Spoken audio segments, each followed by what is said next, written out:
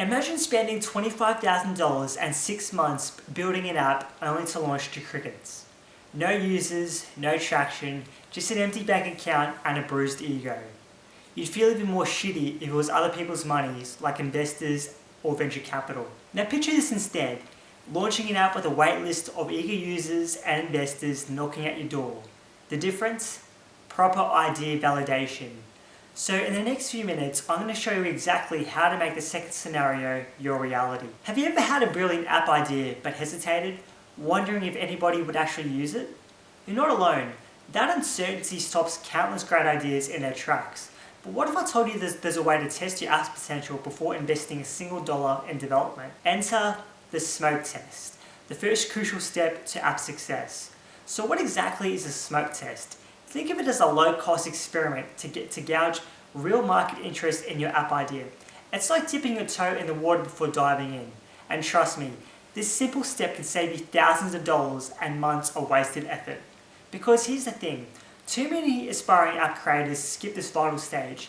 They're so excited about their idea that they just rush straight into development, but without any validation, they risk building something that no one wants. I've seen it happen time and time again. Entrepreneurs pouring their savings into apps that never take off. Let me break down how a smoke test works with a quick example. So let's say, for example, you have an idea for a meal planning app. So instead of spending months coding it in secret, what you do instead is that you create a simple landing page describing your app's features, and you might include mock-up screenshots and a sign-up form for early access. Then you drive some targeted traffic to this page using social media or low-cost ads. Now this is where it gets really interesting. So by tracking how many people sign up or click to learn more, you get real data based on market interest. And it's kind of like a crystal ball for your app's future, giving you invaluable insights before you invest serious time and money. Creating an effective landing page for your smoke test is crucial. You keep it simple, but you make sure it clearly communicates your app's value proposition, and you use compelling visuals and concise copy that speaks directly to your target users' pain points.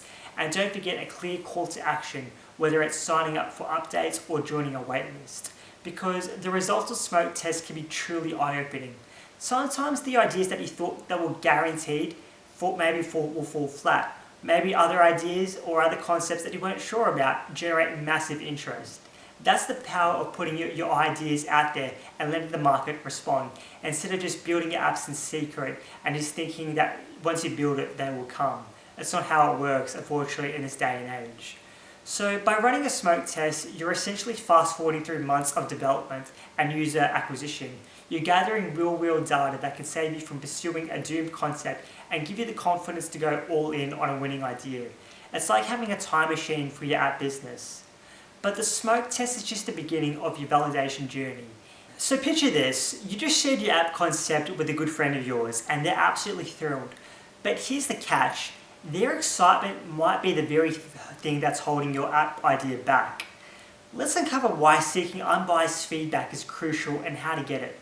So when it comes to app development, getting honest, unbiased feedback is worth its weight in gold.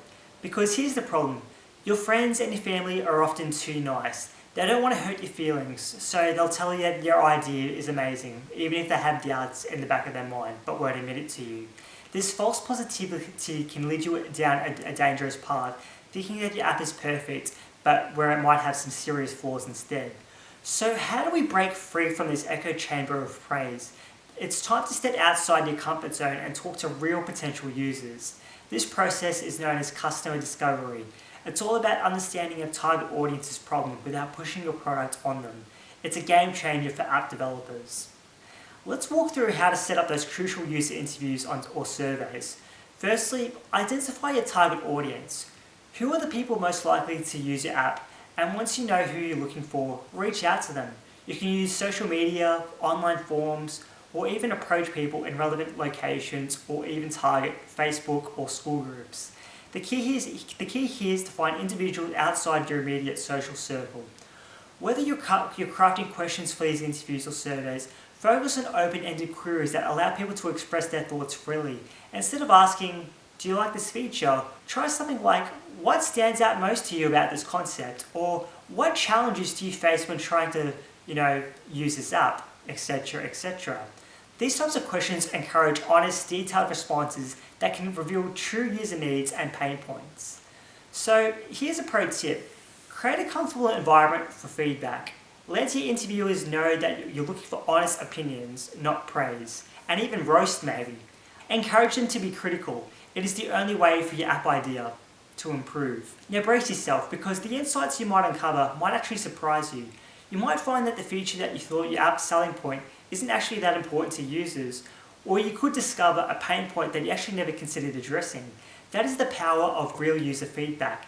It can completely reshape and improve your app concept. In fact, some of the most successful apps that we know today actually pivoted based on early user feedback. Take Instagram for example. It started as a chicken app called Bourbon, but early user feedback showed that the people were actually most interested in the photo sharing feature. This insight led to a complete rebranding and refocus, turning Bourbon into Instagram as we know today. The impact of this step can't be overstated. Studies show that startups actively seeking user feedback during development are 60% more likely to succeed. That is a massive advantage in the competitive world of app development. Have you ever wondered why some apps skyrocket to success while others fade into obscurity? The answer might be hiding in plain sight. Let's talk about competitive analysis. It is a competitive tool that can give you a major edge in your app market. Think of it as your secret weapon for understanding what works and what doesn't, and when there's room for improvement. But here's the kicker. Many app developers completely overlook this goldmine of information. They're so focused on their own ideas that they forget how to learn from other successes and failures. So how do we tap into this wealth of knowledge? It starts with a deep dive into the App Store of Apple App Store and the Google Play Store. Look at the apps similar to your idea. What features do they offer? How are users responding to them? Pay close attention to the reviews, as they're often packed with valuable insights. Users will tell you exactly what they love and what drives them crazy about the existing apps. Let me walk you through this process. Start by making a list of all your top competitors. Download their apps and use them for yourself. Take notes on what you like and what frustrates you. Then dive into the reviews. Look for the patterns. Are users constantly praising a certain feature? Are they complaining about the same issues? This information is pure gold for your app development process. But don't just stop at the obvious competitors. Look at the apps in the related categories too. You might find unexpected features or approaches that could set your app apart. Remember, some of the most successful apps got there by improving the weaknesses of their competitors. Take Slack for example. They revolutionized team communication by focusing on the user experience and integrating features that the user wanted. As you're doing this analysis, keep an eye out for gaps in the market. Maybe there's a feature that users are constantly asking for but no one's providing. Or perhaps there's a whole segment of users that current apps are ignoring. These gaps are your opportunities to shine. Now here's something that might surprise you. Apps that effectively communicate their unique value proposition compared to competitors can see 30% more downloads in their first month. That is a huge advantage right out of the gate, and it starts with understanding what's already out there and how you can do it better. But competitive analysis isn't just about the features. Look at the overall user experience too. Are the top apps easy to navigate? How about their onboarding process? What about their customer support?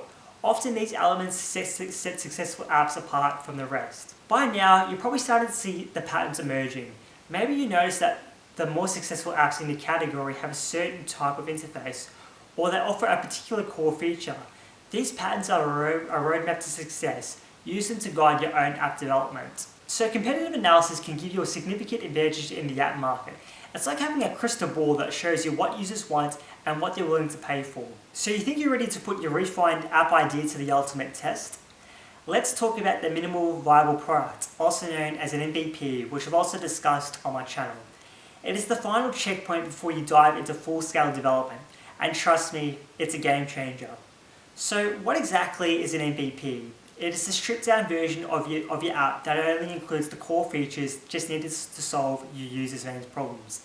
The goal is to create something that's both minimal and viable, just enough to test your concept with real users without breaking the bank. Now I know what you're thinking, creating an MVP sounds simple, right? Well, here's the challenge. Striking that perfect balance between minimal and viable, you need to include enough features to provide real value, but not so many that you're essentially building the full app. It's a tightrope walk, and it's where many app creators stumble. Let me walk you through the process of defining and building your MVP. So what we do is we start by identifying the key problem that the app solves. Then we list out the potential features and ruthlessly prioritize them. What is absolutely essential to solving that core problem? Those are the core features that make the cut for your MVP. Remember, some of the most successful apps just started as a simple MVP. Take Dropbox for example. They just launched with a video explaining their service, which generated massive interest before they even built the product. Or consider Airbnb, which simply began by renting out air mattresses in the founders' apartments to test demand for short-term rentals. So, once you define your MVP, it's time to build it. This doesn't have to break the bank. On average, developing an MVP might cost anywhere from $5,000 to $50,000, depending on the complexity of the app. That might sound a lot, but it's a fraction of what you're going to spend on a full-featured app without prior validation. Now here's where things get really exciting. Once your MVP is live, it's time to get the data. You can use analytic tools and track how users interact with your app, how many people sign up, how long do they engage for, what features do they use most. This information is gold, refining your app and providing its potential to investors. But don't just rely on numbers. Talk to your early users, as their feedback can help you identify what's working, what's not, and what features they're craving. This is how exactly the app ZocDoc evolved. They started with a simple booking system for doctors and refined it based on user feedback, adding features like patient reviews and insurance compatibility. And as you gather this data, you're building towards a crucial moment, real-world user adoption. And this is where you'll see whether your app truly resonates with your target audience. It can be nerve-wracking for sure, but it's also incredibly exciting. And here's the best part. A successful MVP does more than validate your idea. It can attract early adopters who became your app's biggest champions. And for many startups, it is a key to securing investors' interest. Investors love seeing real-world traction, even if it's a basic version of your app. So are you ready to put your app idea to the test? Creating an MVP might seem like a detour, but it's actually the fastest route to success. It is your chance to concrete validation and set up your app for long-term success. And remember this, an MVP is just one start of the validation process, as we've covered. Each stage builds on the last, dramatically increasing your chances of creating an app that users will love and investors will fight over. So we've covered a lot of ground, and you've armed with a powerful 4-step process to validate your app idea. Remember, it starts with a smoke test to gauge initial interest. Then you'll gather real-world insights to refine your app. Next, you'll have competitive analysis to help you spot opportunities and avoid common pitfalls. And then finally, creating an MVP lets you test your idea out in the real world. This approach just isn't about avoiding failure. It's about setting yourself up for success. By following these steps, you're dramatically increasing your chances of creating an app that users love and investors want to back. You're not just guessing anymore. You're actually making informed decisions based on real data and feedback. So what are you guys waiting for? It's time to take action on your app idea.